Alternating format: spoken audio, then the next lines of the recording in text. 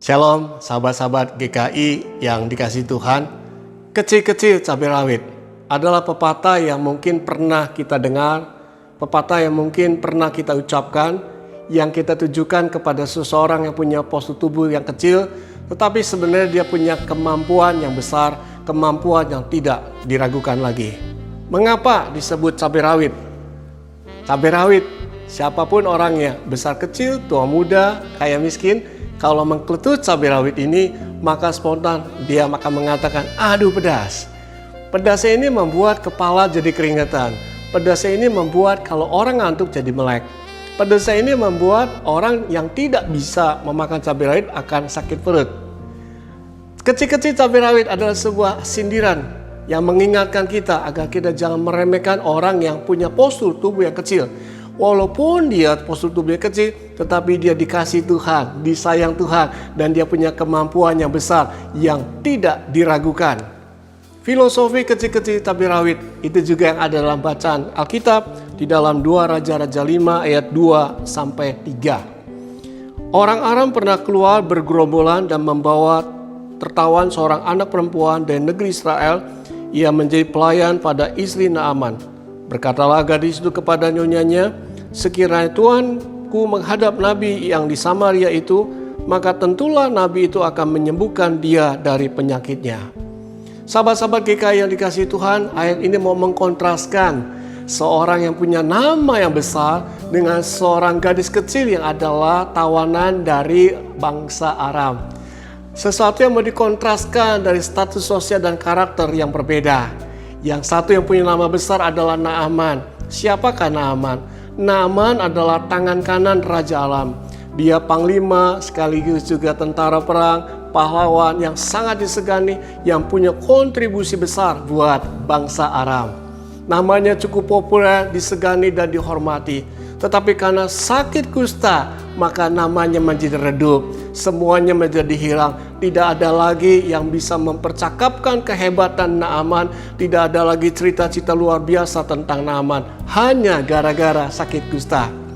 Orang yang punya sakit kusta, maka orang itu bukan hanya menderita secara fisik, tetapi juga menderita secara mental, secara psikologis. Karena apa? Karena orang yang sakit kusta dianggap juga sebagai orang yang sedang menerima kutukan dan hukuman Allah. Jadi kita bisa bayangkan betapa menderitanya Naaman, betapa tidak nyamannya Naaman. Dia betul-betul mengalami sebuah krisis yang sangat luar biasa. Di tengah-tengah krisis seperti itulah Tuhan memilih dan menunjuk seorang gadis kecil yang adalah tawanan perang dari bangsa Aram. Sahabat-sahabat GKI yang dikasihi Tuhan, gadis kecil ini sangat peduli kepada Naaman. Itu sebabnya dia berani bersaksi tentang Allah yang dia yakini, Allah yang dia percaya. Dia hendak memperkenalkan Allah itu kepada Naaman. Oleh karena itu dia mengatakan kepada majikannya, istri Naaman, kalau Naaman mau datang kepada nabi yang ada di Samaria, maka Naaman akan ditolong dan disembuhkan oleh Tuhan. Sahabat-sahabat GKI yang dikasihi Tuhan, kita bisa melihat di sini bahwa Naaman merespon usulan daripada gadis kecil ini. Kita bisa melihat dampak daripada keberanian gadis kecil ini. Yang pertama, Naaman ketika ketemu dengan Nabi Elisa dan kemudian mandi 7 kali di Sungai Yordan, dia mendapatkan kesembuhan. Dan yang kedua, karena kesembuhan yang dialami, maka Naaman bersaksi bahwa tidak ada Allah selain Allah Israel yang boleh patut disembah dan dihormati. Bagaimana dengan kita? Kita yang ada dalam masa-masa susah di masa pandemi ini, siapapun mungkin pernah mengalami yang namanya krisis. Krisis mungkin krisis tidak percaya diri, krisis mungkin karena krisis sosial. Dan ketika kita mengalami krisis, kita tidak bisa berbuat apa-apa. Kita menjadi tidak produktif, kita menjadi rendah diri, kita tidak bisa melakukan sesuatu yang lebih besar lagi. Ketika kita mengalami seperti itu, maka kita diingatkan, ingatlah pada cerita Naaman dan gadis kecil ini. Yang pertama, kalau kita punya kemampuan seperti Naaman, maka belajarlah untuk tetap rendah hati dan tidak meremehkan, merendahkan yang kecil. Karena yang kecil pun bisa dipakai Tuhan untuk memberkati kita, dipakai Tuhan untuk menolong kita. Dan yang kedua, kalau kita ada posisi sebagai gadis kecil ini, maka janganlah lalu kita menjadi rendah diri dan tidak percaya diri.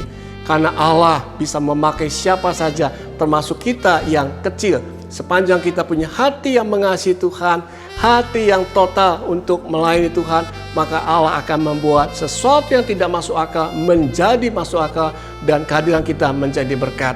Seperti gadis kecil ini, maka marilah pakailah filosofi kecil-kecil cabai rawit. Dimanapun kita berada, kita bisa menjadi berkat buat Gereja Kristen Indonesia, tanpa kecuali juga buat Indonesia yang kita cintai. Amin.